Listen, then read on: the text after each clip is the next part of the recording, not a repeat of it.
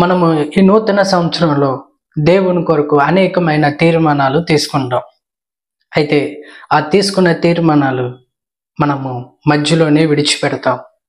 అయితే దేవుని వాక్యం సెలవిస్తుంది, ఆరంభం కంటే ముగింపు ఘనంగా ఉండాలని.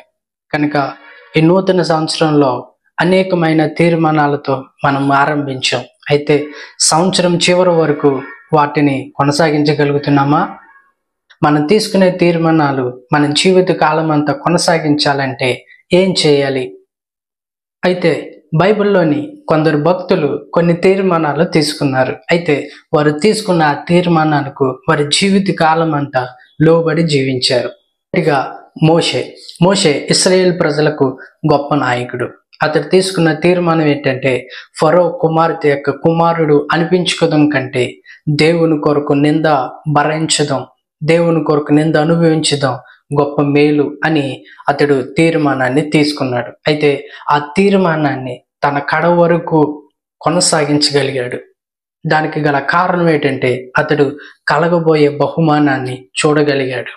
ఇది హెబ్రీలకు రాసిన పత్రిక 11వ అధ్యాయము 24వ వచనంలో మనకి కనబడుతుంది. అలాగే అనేక మంది భక్తులు, అబ్రహాము వంటి గొప్ప భక్తులు కలగబోయే బహుమానాన్ని చూచి వారు తీసుకున్న ఆ తీర్మానాలను వారు చివరి వరకు కొనసాగించగలిగారు.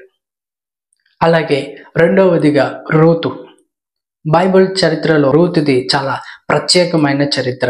ఈమె మోయాబు స్త్రీ. అయితే ఈమె తీసుకున్న తీర్మానం ఏంటంటే, నీ జనమే నా జనము, నీ దేవుడే నా దేవుడు అని తన అర్థతో ఒక తీర్మానాన్ని తీసుకుంది. ఆ తీర్మానానికి ఆమె లోబడి జీవించింది. దానికి గల కారణం ఏంటంటే, ఆమె పూర్తిగా దేవుని పైన ఆధారపడిన వ్యక్తి. అపోస్తలుడైన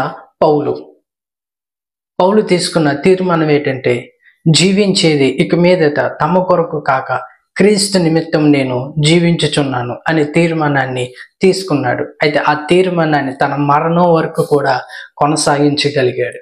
దానికి గల కారణం ఏంటంటే, పౌలు ఈ లోకాన్ని సమస్తమును కూడా పెంటగా ఎంచుకున్నాడు. మనం తీసుకున్న ఆ తీర్మానాలు మనం చివరి వరకు కొనసాగించగలగాలి అని అంటే, మొదటిగా కలగబోయే బహుమానాన్ని చూడగలగాలి. మనము పూర్తిగా దేవుని పైన ఆధారపడగలగాలి.